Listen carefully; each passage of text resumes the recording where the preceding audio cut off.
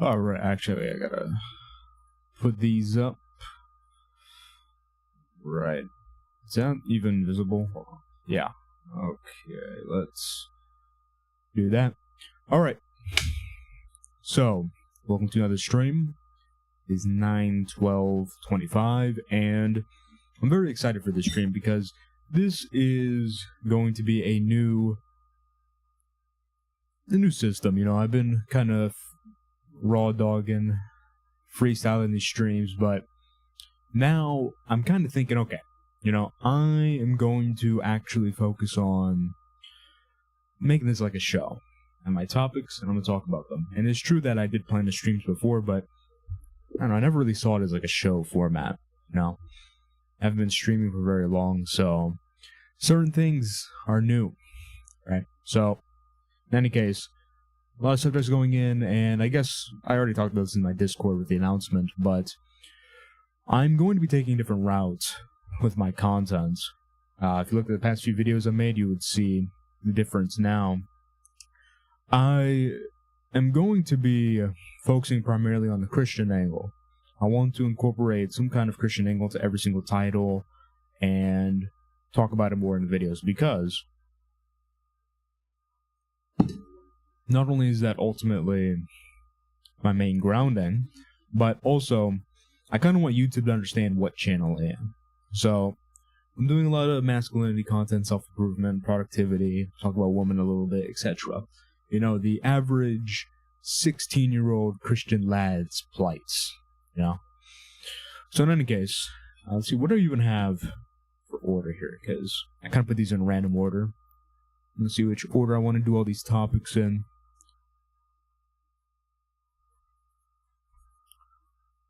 You know, I think it look a lot better with more shaven.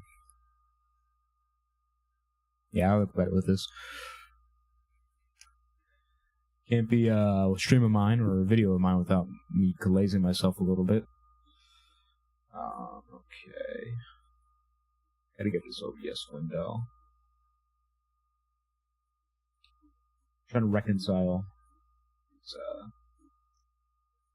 That is not.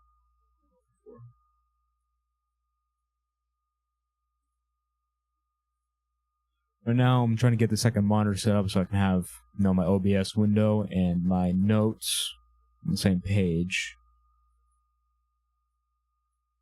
Can't make this any smaller? What are you talking about? It's crazy. No. Hold on. Aha, okay, I think I got it.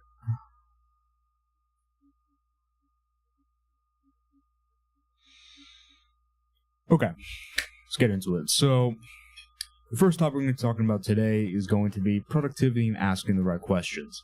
So, and remember, for all these topics, I'm going to be doing a kind of hook, and that's going to be for the YouTube video. Alright, because ultimately the streams, the whole point is YouTube videos until, you know, you guys get out of your shells and begin asking questions and being a bit more, you know, engaging. That's what we're going to have to do. Alright? So, you can 10x your productivity just by changing this one thing. Okay, in life, we all ask questions of ourselves. And it just so happens the questions we ask ourselves are usually stupid. So it's usually asking, you know, what am I gonna eat? What am I gonna do later? Etc. It's not really pointed questions. And you have to understand your brain is a very, and it's not just your brain, it's your mind as well. We aren't a bunch of materialists. But your brain, which also refers to your mind, is a very, very powerful thing. Okay? And you have something called an intuition. Your intuition is the thing that when I tell you, hey, it just goes, why the hell is this guy saying hey in this video? So you didn't really logically assess what I was saying, it was just like that. That's your intuition. So, your intuition is able to generate answers for many different things. I ask you what 2 + 2 = 4, you say yes. And similarly, if you start asking yourself certain questions, your brain's going to start generating certain answers that will be very conducive towards success. So, the process you want to follow is understanding that you can only do so many things in a day. Okay, you can't be Superman, especially for someone who is just starting. Like, if you're just starting, you can barely even do one thing. Right? That's how messed up your mind gets from just listening to what society gives you. But you have to understand that you can't do everything. All right? And you have to pick your battles. Right? Especially also because willpower is a very finite thing. I'm not big on using willpower because willpower is kind of like a last resort thing. People who say, oh, you got to be disciplined, you have willpower, you got to do this, you got to do that. That shouldn't be your main focus, okay? Because you're just living your whole life trying to run away from an idea. It's not going to work out too well, right? So, here's what we got to do. What we got to do first is think of the big things you want to do in your life at this very moment. And it helps to first think about the things you want to do in your whole life. Like, what are you on earth for, right? And that may be a big question. You may not be able to answer that right now. That's fine. But if I were to ask you, what can you do that's good? What can you do that's important? You could probably generate a very basic answer that's going to be sufficient for what we're trying to do here. Maybe you want to ask yourself, or maybe you say to yourself, well, you know, I'm kind of fat. Maybe I should stop being fat. I goon a lot. Maybe I should stop gooning, etc. Okay, to see what the important questions are for you. And when you have that, you want to write it down. I know it's going to be scary for you guys. Relax. You know, I'm not a 50-year-old teacher with a gut, okay? But you're going to have to get a notepad and a pen, okay? Actually, you're not even allowed to use pens at school, so I'm better. You get to use a pen. You don't have to use a pencil. So, you get a notepad, you get a pen, and all you do is literally just write down the things you want to do. And then use your brain. And go like, okay, well, and put down the phone, put down TikTok, and go like, you know what, okay, this is what I want to do. How am I going to get there? They're like, well, I guess if you want to stop, let's take a very basic step. Okay, I want to get closer to God, I want to build muscle, and I want to stop gooning. 3 very basic questions. Three very basic goals. Okay, so you now want to turn those into questions. You want to turn, okay, well, how can I stop gooning by the end of the month? How can I get closer to God so I actually feel like I'm not just talking to a wall or something that doesn't exist? And how can I put on 4 pounds of muscle by the end of the month? Boom. And these should be questions that are that are big. Don't say, well, how can I quit gooning in 100 years? No. How can I stop gooning by the end of the month? Doesn't mean you necessarily have to. Doesn't mean if you don't do it, you know, you're a total failure. But what it does mean is that it should, you know, kind of be like, okay, you know, a little urgency. Okay, we got to get something going here. And you're going to have those questions down. And literally, those questions, they're big and they're very specific. When you just look at them, your brain, your intuition is going to go, oh. Yeah, well, I guess to quit gooning, I should probably learn a little bit about how the mind works. You know, maybe understand why I'm even addicted in the first place. We're actually going to talk about that later. Gym, well, learn. Okay, I guess I'm going to learn. I guess I'm going to try going to the gym 3 times a week. Closer to God, well, I guess I'm going to read the Bible a little. I guess I'm going to pray. Boom. Okay? So now you have a task list. And every day you just want to go through those tasks. It's literally that simple. Okay? Everyone asks me all the time, how can I do the right task? How can I do the right task? What should I do? What should I do? It's like, bro, you know what to do. The problem is you just aren't focusing on a specific thing, okay? You put something in front of yourself and you think about it, you're going to come up with things. If you put a picture of Garfield in your face, you look at it, you might think of lasagna. You might think of Mondays. You might think of, why the hell am I looking at a cat? The point is, your brain, you're not a bot, okay? You're not ChatGPT where you're just like, and then someone types a message and you're like, oh yeah, so this thing, no, okay? You're a human being with sentience. So just put something you want to do in front of you, a picture of it, an idea, or writing, whatever. Just look at something that is something you want to do, and just let your brain start thinking. And it's going to tell you, well, you should probably do this, you should probably do that, you should probably do this. And the point is, when you have things too broad, when you just have, well, become better. It's like your brain's like, well, okay, you could work on your speaking, you could work on your creativity, you could work on writing a book, you could run a marathon, you could run a marathon while you're recording a YouTube video for a channel, you could stream during your marathon, you can link up with Aiden Ross and prank him for your YouTube content. It's you can come up with a bunch of different random things. Okay, but if you make it specific, it's like, okay, how do I stop gooning by the end of the month? It's going to be like, well, you know, you should probably learn why you're even addicted in the first place. That is how you use your brain. All right? I know some of you guys have trouble using your brain, because I talked to some of you guys, but I guarantee you, you just start doing this, not only are you going to get smarter, but you're actually going to start getting stuff done. It's very easy. All right, this first segment, a little bit of a slow start there. Guess we got to work a little bit more on the beginning part. I feel like it was a good middle and end, though. Okay, now. This would actually be something related to what I just said.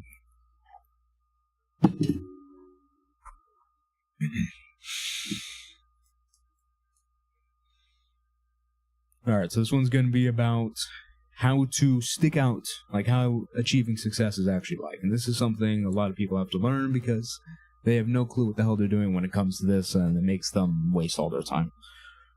Okay. This one principle will make you successful.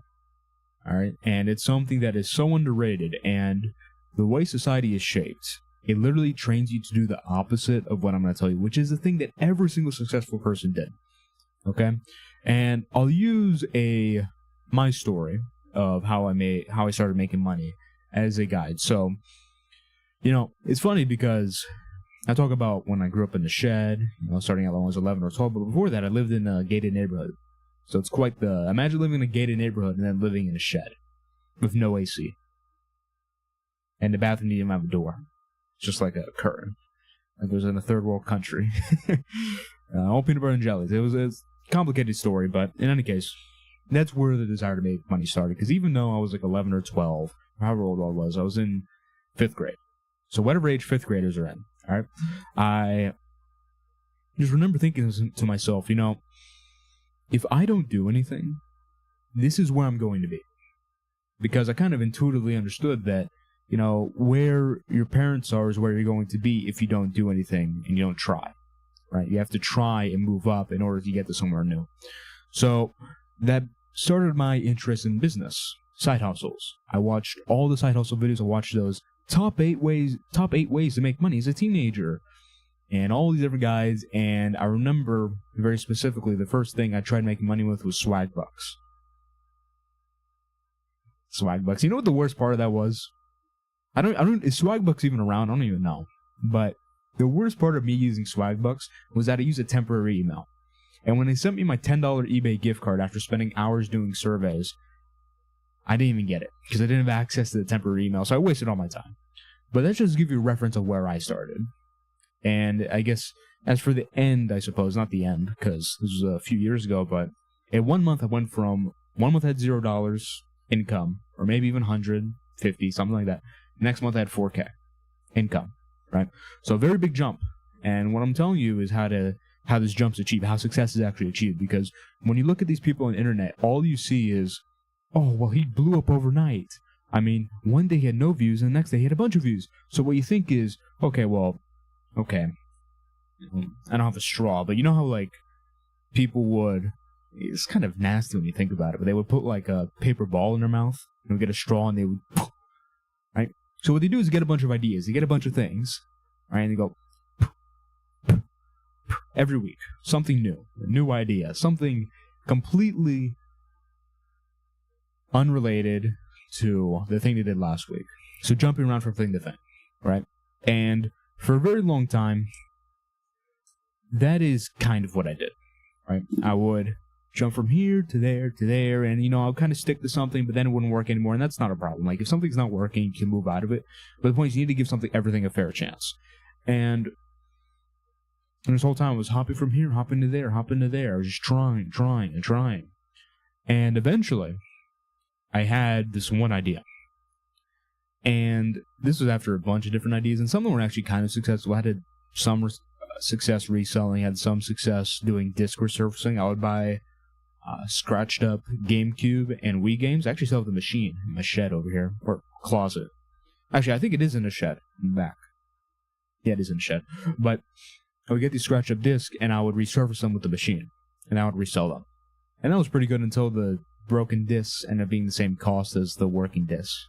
So I kind of came in at a bad time, but in any case, I kept trying. Then this one idea, it was something I was familiar with. It was this idea that I could really put everything into. All the lessons I learned, I put all that into it, and then I got something good out of it. And that's what the 0 to 4K month, right? So that's the story, right? And here's the thing. That came from a lot of patience, because it is true that I was jumping from idea to idea, but what I was doing the whole time was I was trying to get a business to work. Right? I was trying to get a business to work. And to a degree, you kind of have to have this stage of trying out different things, but it not working. But you have to be very intentional about it. Right? There's a big difference between kind of going like, well, I'm just going to try out a bunch of different business ideas, right? Or saying, I'm going to give this business idea a fair chance, and if it's not really working out, I'm just going to move to something else, right? Because there's no reason being attached to something that's not making any money. Keep that in mind as we talk about this. But in any case, so I got that business working, right? And the lesson I learned is that success does not come in linear lines, right? When you go to school, you go to first grade, second grade, third grade. It's like this linear upward line. You know, if I work today, then on X, Y date, I will go to the next grade. You know, well, if I work 2 years at this job, I will get a $2 raise. When I go to work today and I work 6 hours, I'm going to make this amount of money because this is how much I get paid per hour. But you'll realize when you start doing something on your own, when you become independent, what happens is that you go to do something, you go to do a task, you spend 5 hours working on something, and there's nothing. All right? And I know that feeling where you just spend so much time working on it, and you kind of just lay back and you're just like, I didn't get anything. The hell? And you start getting a bit frustrated. And you might even start losing a little bit of hope. And you just give up. But here's the thing. There's two graphs that are going on when you're working. So, working on your own thing. So there's an invisible linear graph of your skills and your, I guess, the momentum you put up from your reach. So every day you show up, this linear graph goes up. A tick, tick, tick, tick, tick. And then there's an exponential graph of your results. So this graph is staying at 0, the exponential graph, but your linear graph, which is invisible, it's your skills. Your skills aren't something that's displayed on the screen. It's not like a video game. And it goes tick, tick, tick, tick, but it's staying at 0. Tick, tick, tick. But there's a certain point where your linear graph hits a point, and you can't see it. But when it hits that, the exponential graph spikes. And that's when you make your money. That's when you reach your goal. That's when you do the thing you wanted to do. Okay? So, in order to become successful in whatever field you want, this could be getting closer to God, this could be making money, this could be gym progress, etc. To reap what you sow, it takes time. I mean, what does the Bible say? You reap what you sow. What goes around comes around, right? But it might take time. When you plant a seed, it won't immediately sprout and grow, right? You have to wait. And this is one thing about TikTok and all these other apps. You're going like,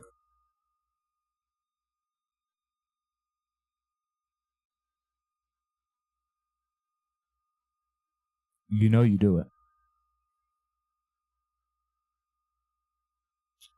In any case, when you do it, it trains your brain to like, no. So when you go into a business where you have to have a little bit of patience, it's like, no. But there's nothing, so you give up and you leave. Right? It's exactly how it's a TikTok. If TikTok doesn't interest you within a second, you just leave. That's how you treat businesses, and that's why you do nothing. Okay? So what you need to do is you need to develop this attitude of, I'm going to show up and I'm going to work on it.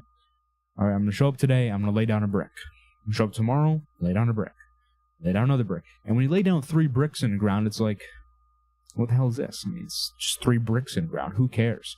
But at a certain point, when you lay down enough bricks, it starts looking like something. And you're like, oh, it's kind of starting to look like a castle. And then more brick.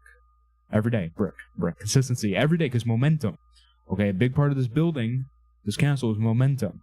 Okay, imagine if you don't show up the next day, the bricks are going to start deteriorating. They're going to start going away. If you miss one day, that's fine. If you miss 10, I mean, it's almost back down to 0, right? But if you do go back, you'll be able to lay bricks faster, right? But every day, brick. And that means you're showing up to do it, but you're also getting better. Very important. You're getting better each time you lay down a brick. Okay, brick. You have patience. You're like, you know what? It's building. It's okay. Can wait. And then one day, boom, it's a castle. It's a house. It's beautiful. And that's exactly how every single success, every single field I'm proficient in, went. Even when it comes to learning something. Because when you first learn something, you kind of feel like a retard. But if you give it enough time, and you learn enough bricks, you start to see something. You start to see like, oh, I actually understand this. It's actually good. And that's when you start becoming successful. That's when you start seeing the results. That's when you start reaping what you sow. And always remember, you're always laying down bricks. You can either be laying down bricks to build a temple, or you can be laying down bricks to build a satanic altar. When you show up every day to goon, you're building up that gooning building, that gooning house. God forbid you're doing something even worse than that. In any case, find what you want to do. Find out what you can do every day to reach your goal, and just do it. But you have to have that patience. You have to have that understanding that if you show up every day, eventually this exponential graph is going to spike. That's how everything is. All right? It's not a matter of will you do it. It's a matter of when will you do it. In terms of your success.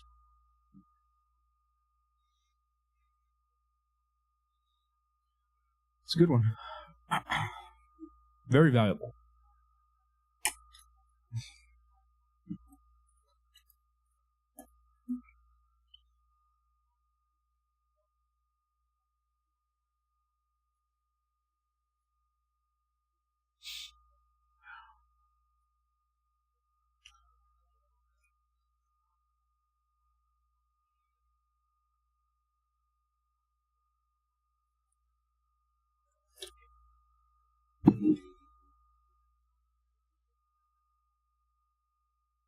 All right.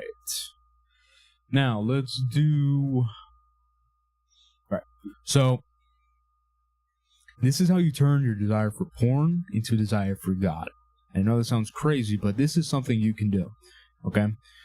A part of becoming a better person, closer to God, is understanding that Jesus came to redeem humanity. There's this weird trend in Christian spaces where you kind of just... There's like people hate being humans and want to go to heaven immediately. It's like, well, you were made a human for a reason, and you were made in God's image. Okay? Humans are in a fallen state. We need Jesus, but you're not supposed to hate your humanity. It's what God made you, right? So what you're trying to do is not trying to hate your humanity. What you're trying to do is trying to purify your humanity through Jesus. That's why Jesus came to redeem humans. When God told Eve that the serpent will be struck by the heel, he's talking about Jesus. That's a prophecy of Jesus. So when you have these desires, okay, you can think of them as things that are not inherently wrong or bad, but they're things that have been malformed. Okay, because remember, a part of Christian theology is that nothing is inherently wrong or bad. You may think, well, what about Satan? Well, Satan was once an angel. He was Lucifer the angel, and then he fell and rebelled. God made the angel Lucifer. Can God create anything bad? No, and that goes for all of creation. No creation has been inherently evil, but it's been perverted. It's been perverted by humans bringing about sin, coming from the fallen angel of Lucifer, Satan, who is the leader of all the fallen angels, right? Those are demons. So, with that understanding, you have to understand that what you're trying to do when you're trying to quit porn, when you're trying to quit any other bad habit, any other vice, because porn is just one of many different 7 deadly sins, lust, greed, envy, etc. There's a bunch of different things you can deal with. What you have to understand is that these things are things that could be a positive, but they have been perverted into a negative. For example, lust. There's such thing as being married and having kids and having sex. There's nothing wrong with that. What is wrong is when you take that desire and then you start perverting into sleeping with a bunch of girls or just coming on your wall from looking at big booty Latinas on Pornhub. Okay? So, that's the first thing you have to understand. You have to understand that you're not trying to get rid of it. You're trying to purify it. And here's the thing. If you try getting rid of it, it tries to go in like, no porn, no. Does that ever work? Okay, as someone who used to be an S-tier gooner, I used to be a big-time gooner. Okay, big time. That didn't work. I tried for years saying, I'm not going to do it. I always did it. It only stopped and changed when my mind changed about it, when I started seeing it for what it is. So, this won't be a full-out how to quit porn guide. That's going to be for my course. That's going to be on YouTube, completely free. It's going to be like 4 or 5 hours, 6 hours. Best video, might even be more, honestly. It might even be 8. Best video in the mind that will ever be published in the history of content. It's going to be better than ebooks. It's going to be better than another YouTube video. I know everyone keeps asking me when it's going to come. It's coming. And I'm still working on some theories and reading up on a few things. But in any case, this will be a very condensed guide. But I want to mainly focus on the transmutation aspect, which is the aspect that actually gets you to quit. Or just turn the desire for porn into desire for God. So, first, you need to turn on your brain. Okay? I want you to think about porn is like a tool. It's a tool that perverted aspects of you uses in order to fulfill a void within you. So, for instance, a void a lot of people have is related to their, when it comes to porn, it's related to female attention. Let's say they feel like they get no female attention. They feel like they get no woman looking at them, and they feel a void because of that within themselves. It's like, oh, no, I just want the touch of a woman. I just want to feel the presence of a woman, and it's like this void within them. And then they get introduced to porn. And what happens is that the rogue aspects of themselves that are living in this void lunge at it, because they see it as a way to compensate. It's a coping mechanism. They take it, and that's how an addiction starts. Then there's the dopamine aspects, which just create the flywheel of addiction, right? Then you're stuck in the cycle. So, and many people will tell you addictions like that. They'll say, well, I mean, one day you just end up watching it, and then you got your dopamine transmitters and your neurotransmitters. I mean, they just really went crazy, and then, you couldn't stop. No, it's more than just what your brain chemicals are doing. That is a part of it, but first and foremost, it is spiritual. It is mental. Okay, there's a void within you that you're using porn to cope with. So, the first thing to do is understand what void this specifically is and what events have led to that void. In my experience with working with people, one thing that's very commonly the void, it has to do with the mother, right? Either they got a lot of attention from their mom when they were growing up, and now they don't get as much, or their mom gave them no attention. And there's also things related to interactions with women in their day-to-day lives. So, in any case, in order to figure out this root cause, what you have to do is get out a book, paper, get a pen, and when you feel an urge, and this is something you have to develop, it's something you have to try. First, you have to think about it, right? You have to think about, why am I doing this? Even when you don't have the urge, like right now, if you're currently addicted.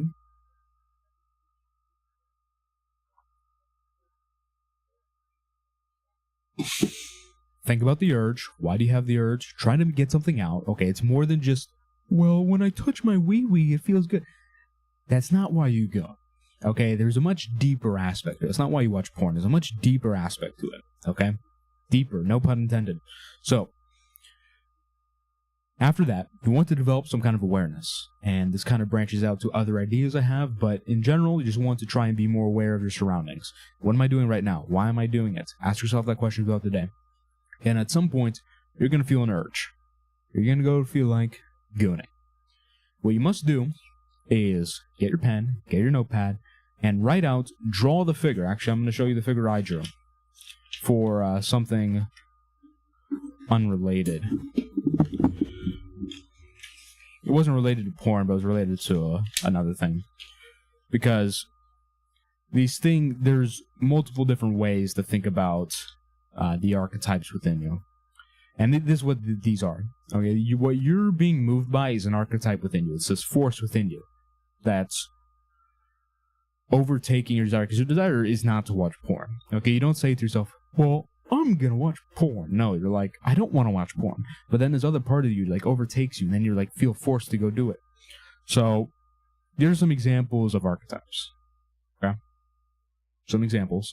And the one you're going to be dealing with is going to be this one. Okay, this is seductress. And the seductress will always appear, unless you're homosexual, in which case, I mean,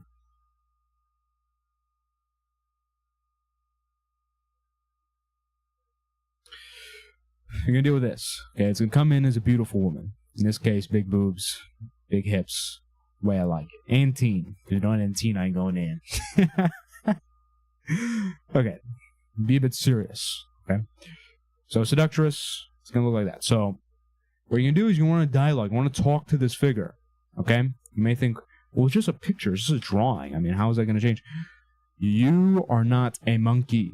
You are not an ape. Okay?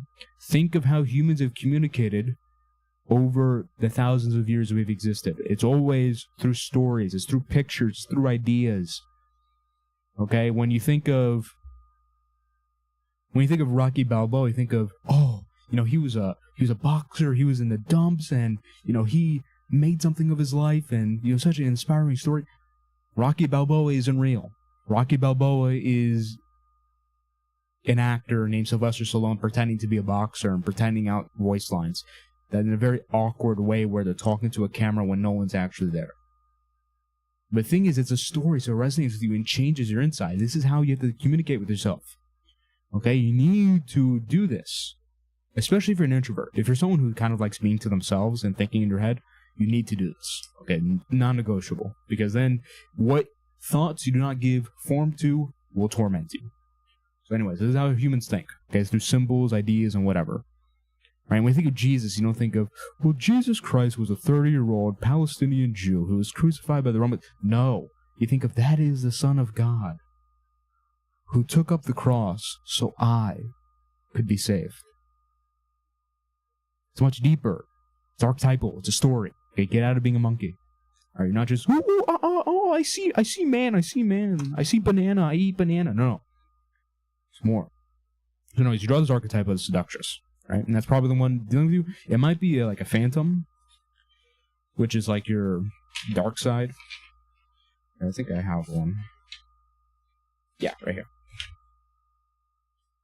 So, this one, right here. And that's an early form of seductress, I drew. But, here, that's a phantom. It's like a shadow, it's a ghost. In my case, it's a ghost. For you, it might look different. Okay? But, in my case, these are the ones I drew. So, what we want to do is we want to talk to whatever force, whatever drawing you have brought out of you. You just want to talk to them like, why do I feel the need to do this? Why should I go goon? Why should I? And you're going to get very different answers. In someone's case, it might be, well, you deserve it, you suck, and all this different stuff. That's a very negative cycle. It could be that, you want love and you want nurturing and, that's why you do it. You feel like you get that from this, etc. But in any case, whatever comes out, you want to work with it. You want to play with it, okay? Don't try too hard to do this stuff.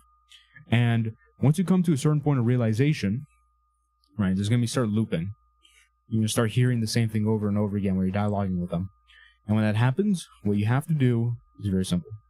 All you do from that point is either try to ask for a resolution, keep being negative, relax. Because remember, porn is, any addiction is playing off of the fact that you are so invested in quitting. Because think about it, when you're like, I don't want to watch porn, no porn. You're thinking about porn, right? So this stage of just not caring that much. Like for instance, Denmark. You need to go to Denmark. Right? You're not like, no, I don't need to go to Denmark. Oh my God. I mean, you're just like, Denmark. I mean, yeah, I know what Denmark is, but why would I go to Denmark? And, what does that have to do with this conversation? That's how porn should be. Porn should just be something you're indifferent to. Okay, you just don't. So it's like, well, why would I do that? It's bad. People shouldn't do it, but why would I do it? That's such a weird thing. And that's how you quit porn. When you're just like, why do I watch porn? That's when you quit. But in any case, if it's not working with you, it's being annoying, which sometimes these forces within you will be. You go like, okay, whatever, we'll go our separate ways for now. And if you do that, that alone will help a lot with urges. But after a while, these forces start becoming mentors. This is when they get purified, and they start helping you. And that's when you start reaching resolution within yourself, and that's when you stop feeling the need to fill the void within you. And then when that happens, you have control of this energy, because I want you to understand how this works. All right. So this is, you get an object, pencil and a pen, okay? So this is sexual energy. Make it a phallic symbol. This is sexual energy, right? It doesn't just exist within you, sexual energy. What is it? It's your psychic energy. All the energy within you gets moved to sexual energy, and then boner, goon, right? Here's the thing. You can control where this energy goes. So when you can control these forces, you can control the energy within you. When you can control the energy within you, what happens is you can then kind of think to yourself, you feel horny. You feel this energy. What happens is not that you just immediately go goon. You start having a bit more control. You can start feel the horniness, feel the energy. And what we want to do is think about something you want to think about. So in this case, it would be God. So start thinking about something better, something higher. And if you're able to do this properly and you have proper control, over time, it's a skill. You'll start taking that energy and you start moving it towards God. And that's transmutation. You're not destroying the energy, because remember, you learned it at school. You can't destroy energy. You can only transfer it. Kinetic to mechanical, mechanical to kinetic. Right? So what you're doing is taking this energy from one thing, turning it to another. Right? And when you do that, over time, it becomes natural, because the reason why you are addicted to porn and can't stop thinking about porn is not because porn is inherently this thing that you just need to think about. It's because there's a high emotional state. There's arousal, right? Horniness, like, oh, I need it, along with a thought. So the idea of porn, when you think about it, is feeling, this feeling is like a fire, and the thought is like water. When it boils, it gives off the steam, and the steam is like your habits, your ideas, what you think about, and what you do, right? It's like the mental plane. So what you're trying to do is you're trying to move these thoughts, transmute them into thoughts about God. And you keep that fire. So now you're on fire for God, and then boom, right? That's what your mental plane's stuck on. That's what you start thinking about. So that force that was moving towards porn starts moving you towards God. And I know this is a 10 or whatever minute video, but believe me, this works. You need to give it time, okay? And this goes for everything else, okay? You need to see how many figures I've drawn, and there's even more in my other book. You have to draw this stuff, right? And you have to speak to it, you have to dialogue with it. So it's not just something like seductress, right? Maybe the... I don't know, maybe... I deal with self-criticism a lot. So I don't know, maybe the critic is involved, right? It's different for each person. So, whatever you do, right, what you have to do is very simple. It's simple, it may not be easy, it may take some time, but it's literally just that process, right? And over time, you'll feel less and less connected to porn. Like, one really good indicator is kind of when, because you know when you get like, there's going to come a point where it's like you're going to have to convince yourself to watch porn, because you kind of have the habit, and then you kind of just think, and if you're improving your mental ability, your observational skills, you kind of start thinking, like, I don't really want to go watch porn, but like a part of me just kind of like convinced me to do it. I'm not really interested in it. That's when you know you're about to quit, because now it's becoming less and less a part of you, and eventually it just falls away. It's porn addiction, and these figures that were propping up the porn addiction move to the good side. They become mentors, they become people that you can listen to within yourself, right? It's kind of like a conscious, like a moral conscious, right? And when you think of your mind like that, when you have these drawings, obviously these things are parts of your mind. I'm not saying like there's a literal seductress that's walking around, right? These are part of your imagination, which is a very vast thing, and you are controlled by your imagination. You're not controlled by, actually the logical assumption of that. You don't think like that, okay? So you weren't made to think solely like that. So do what I said, and over time you're going to realize this porn addiction getting easier and easier, and be able to change the desire for porn into a desire for God, and that's going to be a very good thing for your soul, right? Because you get closer to God. Remember, when you sin, you get farther away from God. When you try engaging with God, you get closer to God. This is going to help a lot with those people that say that they can't hear God or feel God, etc. Right? So that's very helpful.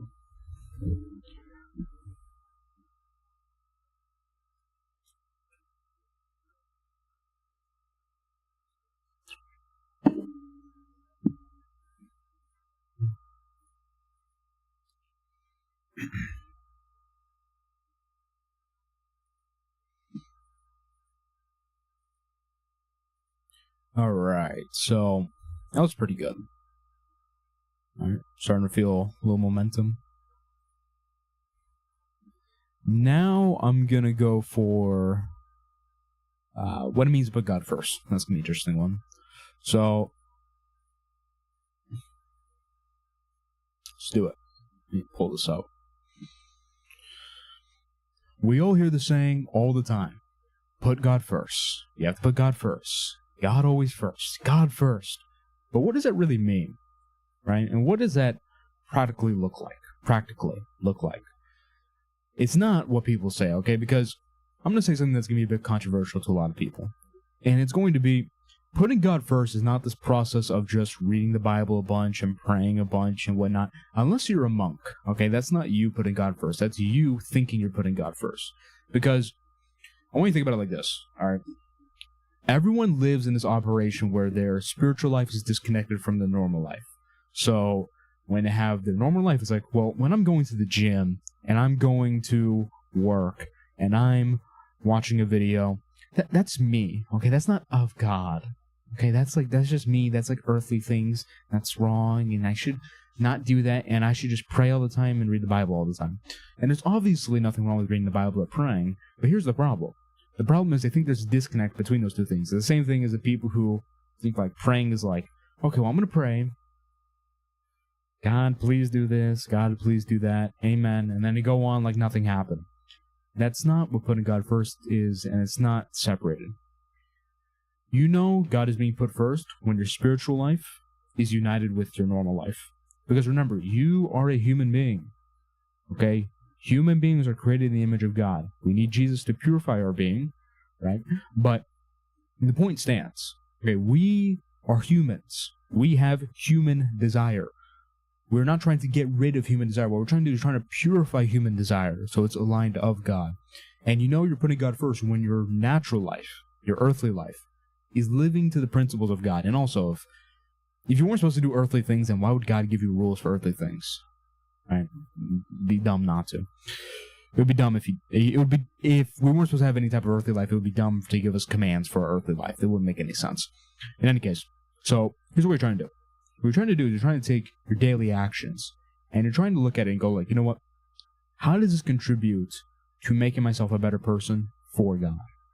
Right? So even if you go to the gym, it's like, well, I'm going to go to the gym because you know what? God gave me a temple, right? And I think it's my responsibility to take care of it. That simple. Everything you do in your day should be in some way related to God. And this kind of relates to philosophy, right? Because the argument I use for God is a transcendental argument, and that argument specifically focuses on the fact that you can't even reason, you can't use logic, you can't use morality without the existence of God, in a logical sense, right? It's epistemology. Okay, not going to get too far into that because it's kind of like nerdy stuff. Now, out of the scope of this video, but here's the point. Here's the point for you, and the thing to take away. The thing to take away is that if you look at something you're doing in the day and you can't relate it to God in some way, in a positive way, then you shouldn't be doing it. And I know that's easier said than done, but it at least gives you a litmus test. It helps you understand how God works in your life. God works in your life as a loving Father who has given you the Bible and given you Jesus as ideals, right? And Jesus is God himself who came on earth. Gives you ideals, gives you things to live by. What we're trying to do is you're trying to live every day by these ideals as much as possible. And this is the litmus test. This is the standard you're holding yourself to. And you're trying to live more and more in accordance with it in your daily actions. It doesn't mean literally withdrawing from everything. Okay, what it means is understanding that what you do should be helping spread the word of God in some way, or making yourself an individual more fit to spread the word of God. Because always remember, if you aren't converting people, then what are you doing? It's a great question to ask yourself. Are you bringing people to Jesus? Yes or no? The answer is no, then no. It's not a very good look, is it? So, yeah, it's a pretty short one, but that's a very powerful one.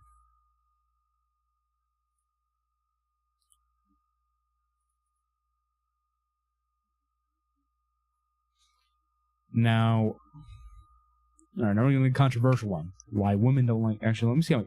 1, 2, 3, 4, 5, 6. Oh, wait, this is one too many. Oh, wait, no, I'm supposed to get rid of that one. Okay. All right, we got 2 more. All right. This one's going to be controversial. All right. This is why women don't like Christian men. I get asked it all the time. I get told it all the time. Oh, well, all the women, they want, like, bad guys. They want... Like, one guy asked me specifically, oh, why do women want the smoker instead of the Christian guy who's like nice and well put together and goes to church and wears buttons up and dresses like his mom dressed him for school, etc. I always get these type of questions. And here's the thing. I'm going to ask you something. All right, it's going to help you understand why things are the way it is. Let's say there's a girl that is not Christian and a girl that is Christian. Think about the girl that's not Christian. She has big boobs. Do you find that attractive? It's okay. The answer is yes. All right. Now, you could say you wouldn't get with them because they aren't Christian. That's a great thing. I agree with that. But the point is that we are human beings, and we understand and should understand that we find things attractive regardless of the character behind it. You say that's a flaw, and it is a flaw in many ways, but that is how it is. So in the same way, women care about looks. This is not a video about me saying women don't care about looks at all, and looks also play into this as well. But when a woman sees a guy who's kind of an outlaw, kind of bad or whatever, what they see is a man that is a bit of a rebel. And women like this kind of rebel energy, right? They like the fatherly energy, but also kind of like the rebel energy. Because, think about it. When you think of what women want in their human nature, because if you ask them, they'll go like, oh, well, I want a guy that's like nice and like goes to church and does this and does that. But, you know, it's kind of like when we say, oh, well, we don't care about looks, we care about personality. Yeah, the hell you do, bro. You don't, all right? You care about personality, but you don't care about it more than looks, all right? Be honest with yourself. And women are the same way. So when women are thinking about what makes a man attractive, what they're thinking about is a man that can complete them. All right, well, who can fit the male archetype within their mind? And a male archetype within a woman's mind is a man that is independent, who's financially independent, who is strong, who's a little bit fierce, can be nice, etc.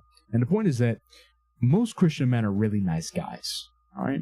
And I remember when I went to this non-denominational church, and there's been a few other churches I go to, but most Christian men, you know, they're like,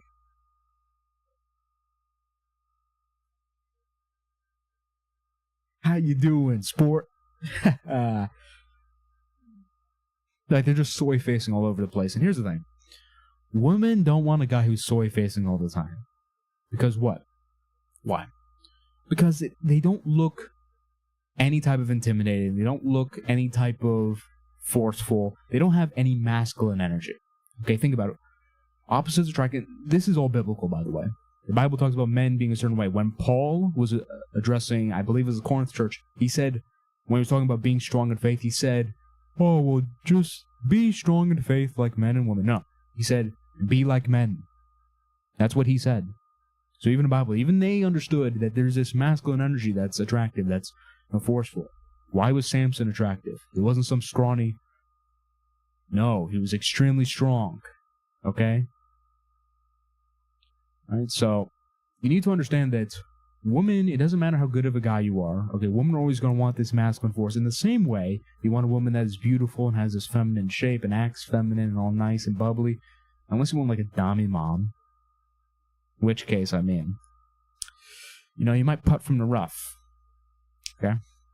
And now I would say there's no problem with putting from the rough, but there is a problem with putting from the rough. So, I have to get that checked out. In any case, the greater point is that you have to understand that being a man that's a little bit, you know, machismo, whatever, that's what I advocate for. There's nothing wrong with that. If anything is biblical, I see a lot of Christian men, when they convert to Christianity, they become like castrated. Become all nice and like, hi. Right? There is nothing wrong with being a man.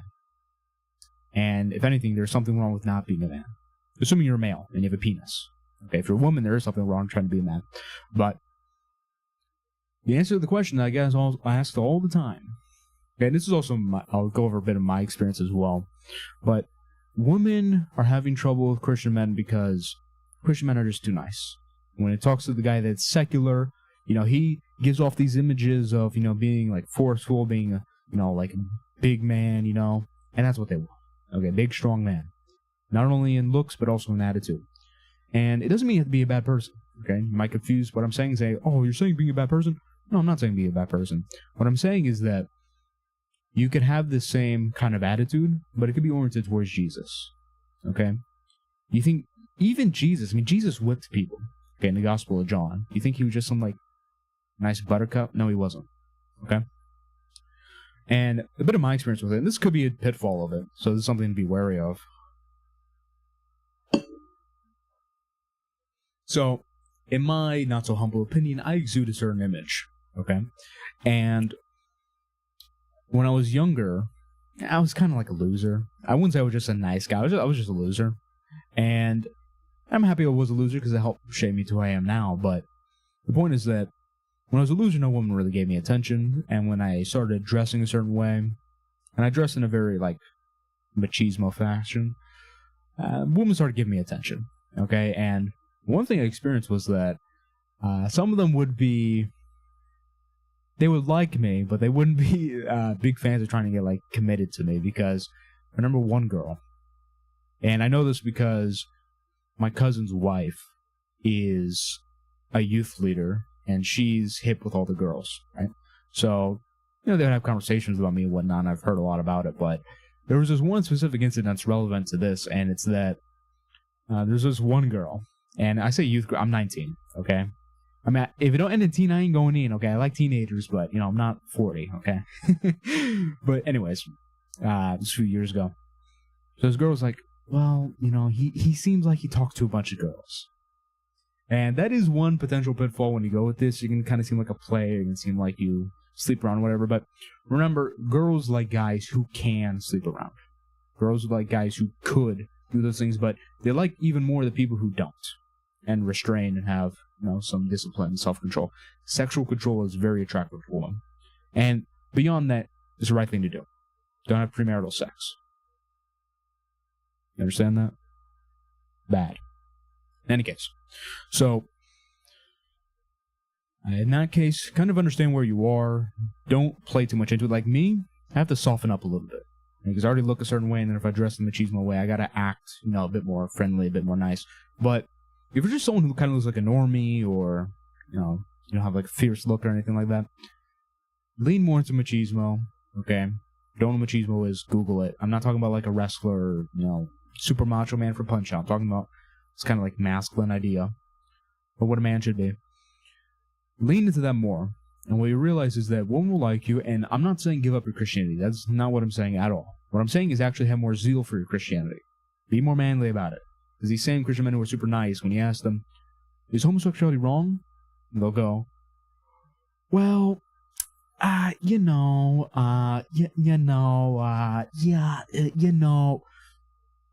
it's wrong, okay? Women want a man that can stand up for their ideals.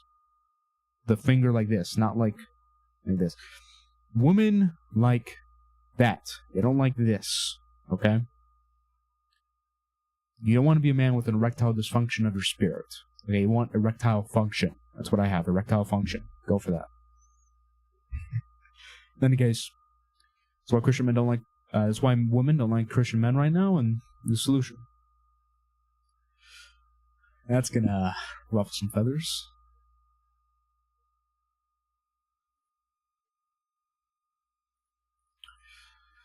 Okay. Last one. This is going to be a bit more of a lax one. Being a Christian man in 2025. So, being a Christian man in 2025 is honestly quite a difficult process. And it's a lot different from how it used to be. Because if you think about like the 1920s, everyone was Christian. So, talking about being a Christian man was kind of being redundant. It's almost like talking about being a man. It's just, just a man, right? But in this case, being a Christian man is special in a lot of ways, especially one that's actually devout. One that actually follows the commands and actually tries to follow the commands. Not to demean people who don't, but at the same time, there is something to be said about living your life as much as possible according to the values given. And what you realize is, when Jesus talks about people being persecuted for their faith, it is so true. It just so happens that I'm recording this. I had this video planned before it happened, but we just saw Charlie Kirk get shot. And rest in peace. I made a video about it, and I had a lot of disagreements with Charlie Kirk about Israel and stuff, but that's just a vile thing to have happen. Very sad. I'm recording this about 2 days after it happened. 2 days after it happened. Still a little shaking, to be honest, especially because I watched the video. I mean, it's awful in front of his children, in front of all those people. In any case, this isn't a video about Charlie Kirk, but he deserves his due diligence because at the end of the day, he did try and do things that were good. And I believe he was a good man. He was a family man. Okay, he was a father of 2 children. No human, especially one like that, deserves to be taken out like that. But the point is that there is a persecution of Christians going on. And, I mean, some of it's violent, but a lot of it is social. Okay, you go on TikTok, you go on Instagram, you go on all these different platforms that people are conversating on. And the conversations are ones that are explicitly anti-Christian. The ones that talk about how we're so evil because we are pro-life. How we're so evil because we are anti-LGBTQ, etc. And what you see is a lot of Christians, especially the men, capitulating. Some of them moving towards the LGBTQ side and saying, you know what? It's okay. Let's affirm who they are. Or they say, it's none of my business. It's what you do in your free time. This castration makes it so the men that are actually trying to follow the ideals and push the ideals are being made more and more of a minority and being more and more persecuted. And that has been the experience, especially for me, because I'm someone who makes content. So I've had a lot of people come at me in certain ways. It's not just, I'm not like, oh, woe is me, oh no, it's so sad. I mean, I don't really care that much, but it's kind of understanding the general principle of what's going on here. Being a Christian is not only highly unpopular, it's also highly demonized. Okay? So, this experience has led me to come to a few conclusions. The first thing is that it's not a time for weak faith. Okay? Everywhere you go, there's something degenerate, there's something that's being pushed that's anti-Christian.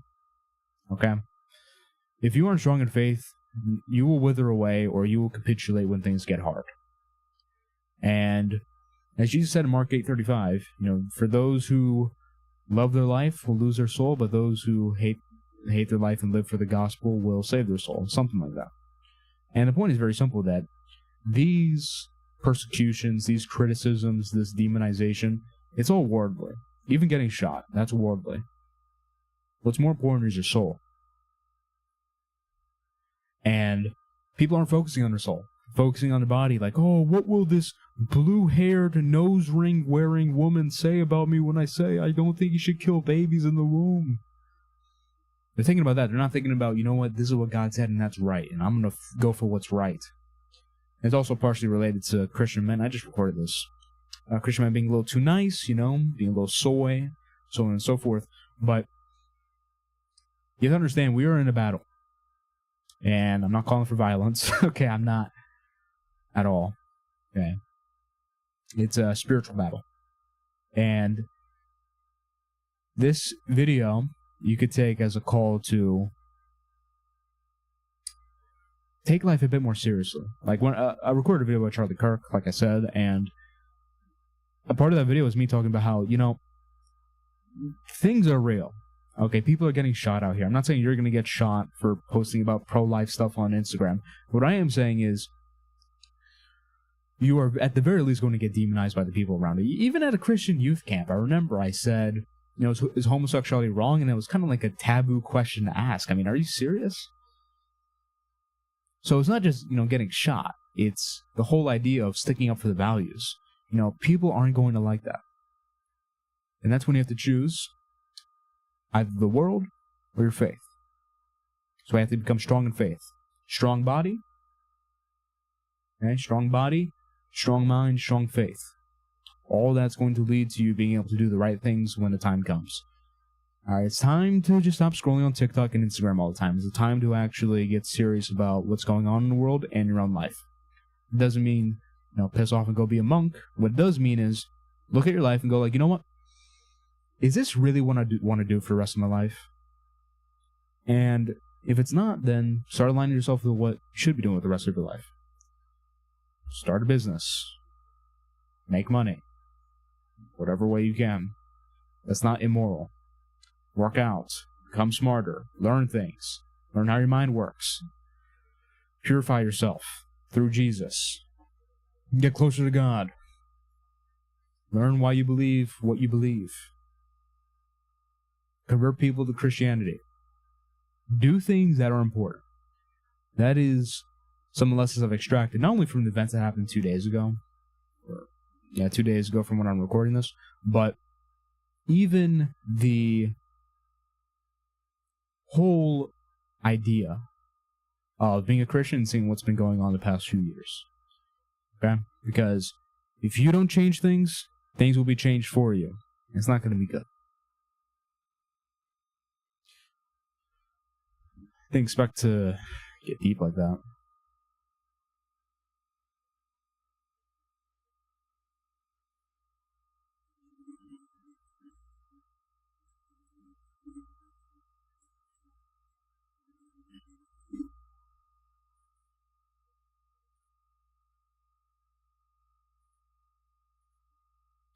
Yeah, I'd say a stream. I'd say it was a very good stream.